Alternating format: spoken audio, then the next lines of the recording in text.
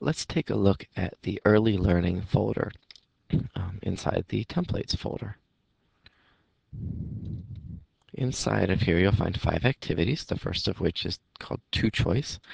This is an activity that promotes learning how to take a test and choose between answers.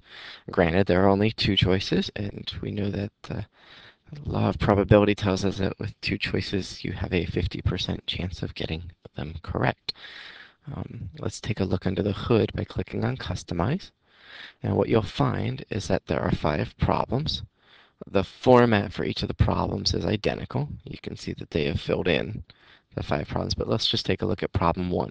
So you have enter the question, recording yourself asking the question, giving the correct answer on the left side, and the incorrect answer on the right side, and then an image that goes with each of those.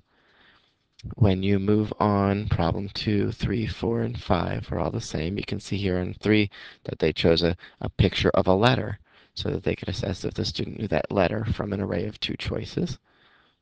Right, so we could do mammal and non-mammal. We could do which one's the number versus a letter, things like that. You could do lots of things. You can see here it's asking about an attribute, not the actual name of the object. So you can see it's 2 questions, but how you ask your questions is completely up to you.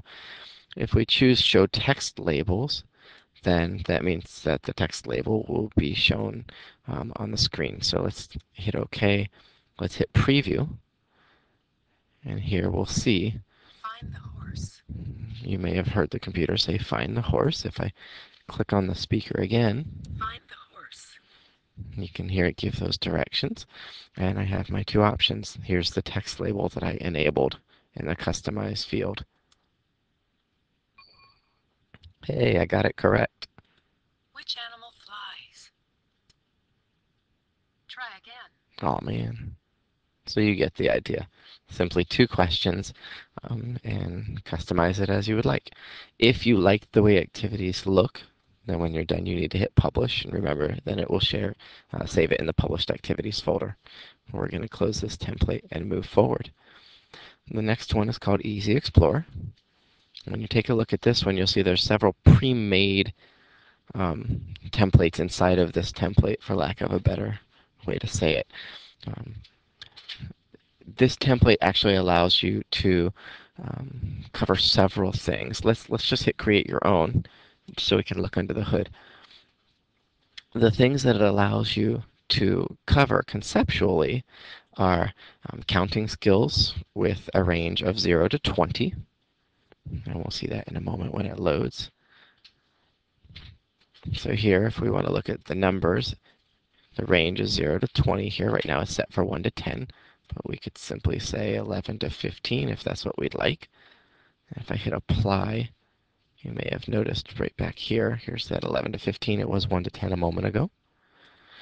It allows you to do sizes of small, medium, and large here. And if we look underneath there, you'll see the small and large. But if I hit small, medium, and large and hit apply, we'll see that change immediately. It has colors, and you can see the 12 colors that it has. And we could have it show the color and the name, or show the color name only. So take a look there. Now obviously the student has to know to recognize the word in print as compared to maybe they're learning the word in print, so we want to pair the color with its written word. And it also has the ability to have several animated pictures. So let's take a look. I'm going to go over here and I'm going to choose dinosaurs because it's easy.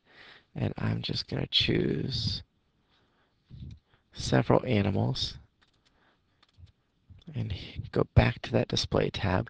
That prompt you saw come up told me that the pictures line here is not visible. So visible toolbars, pictures was not checked off. And it was smart enough to say, hey, wait a minute, you're adding pictures, but you haven't enabled the toolbar to be visible. So now if we hit apply, you'll see those 4 dinosaurs that we added. Let's enable movements and then go take a look there. And we'll just add a couple here. My daughter's favorite one.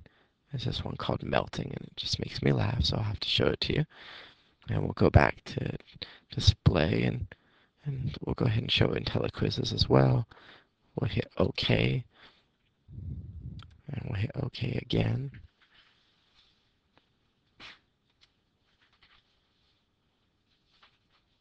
Oops, I'm sorry, I forgot to add buttons to that toolbar. See, the computer's smarter than I am this morning. So we'll hit OK. And now we'll see we added some movements here and some quizzes, so we could have it. The find the quiz covers finding objects, so whatever objects are on this toolbar are inherently found in the find the quiz. The counting quiz covers showing a certain number of objects. So let's just take a quick peek. I don't know which one is the Diplodocus. You can turn off the floating tooltips during the quiz as well. Good thing I left them on though, so I know what to do. Maybe it's that one. Good. You found the parasaur. Right, so you get the idea. I'm going to stop the quiz and move over to counting. How many are there? All right, so we can see that there are 12. There are 12 Diplodocus. So in the counting quiz, it uses the objects on the object toolbar, the picture toolbar, to do counting exercises. There are actually quizzes for color, for movement, for object, and for number. If we wanted to go back and make further customization, because you see that menu's gone away, we would click on Easy Explorer and Easy Explorer Setup. And that's where we can go in and make some nice changes here. All right, so we saw the Pictures tab, the Movement tab, IntelliQuizzes, the Make It Move was movements and colors. I didn't add those before. The really cool thing about this one is no matter what changes you make to the pictures or movements or what colors and numbers are available here, it automatically chooses from those options on the quizzes. So you don't have to go and create quizzes. If your number range was 15 to 20, then the only questions it will ask on the counting quiz are for numbers 15 to 20. So that is a basic introduction to the Easy Explorer setup. And again, once we're done, we would want to publish the activity so that it would be finished. The next template in this folder is errorless writing. This allows you to help students begin to learn how to formulate good sentence structure. It allows you to program up to 2 sentence starters and 5 sentence endings. So let's take a look there. And as you go through the activity, it rotates through the toolbars, and we'll see that in a moment. So right now, we have it set at the bottom here for showing 1 sentence beginner and 5 endings. Let's go ahead and change that to 2. And what we'll see is I like is already in here, and it has a picture of a girl maybe looking like she likes something. We could change the text here, and we could change the picture here. When we go into sentence beginnings number 2, my friend likes, or maybe it would be I don't like.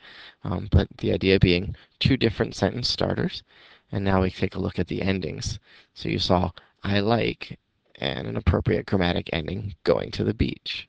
Notice there's a period there, and notice that it's written in a grammatically efficient way and correct way. So I like riding my bike, or my friend likes riding her bike. Ooh, look, that one wouldn't agree, so we'd have to do a better ending there. My friend likes riding my bike. I guess that would be okay. So you get the idea here. If we hit OK, when we come over and hit Preview, then you see it only gives you the 2 options, I like and my friend likes, as my sentence starters, and then my 5 sentence ending choices. I like petting my dog. My friend likes petting my dog. My friend likes petting my dog. And once again, if we were happy with the structure and performance in the activity, we would choose Publish. I'm going to go ahead and close it and move on to the next activity. The next one here is left-right, and this template allows you to make activities that teach the student directional terms left and right, which can help lead to 2-switch scanning success for our students with physical impairments. It's really set up, I'll just hit preview so you can see it.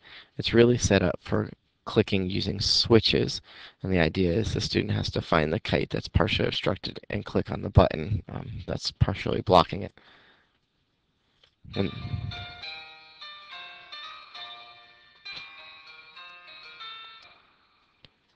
when the student clicks on the correct button, they get a reward. When they click on the incorrect button, they get a response that's not as affirming. You have complete control over the left picture, right picture, and then the recorded sounds would be for the correct answer and incorrect answers. And you could change the kite to something else, and it didn't have to be at the beach. So you get the idea. The last template in this folder is puzzles. And this allows you to make a 2, 3, 4, or 5-piece puzzle out of any picture, as well as insert some animation at the end that's played when they complete the puzzle. The student simply clicks the mouse or the switch, and no matter where they click in here, it just randomly puts a puzzle piece in. It doesn't matter where I click. And after all of the pieces are put in, a short little animation reward plays for that student. You have control over the picture that's being used. We'll hit done and come back and look at customize. The number of pieces that are used, the picture being used, and when we go to the reward tab, you can insert your own picture and then create your own Intellimation is what they call that little animation strip.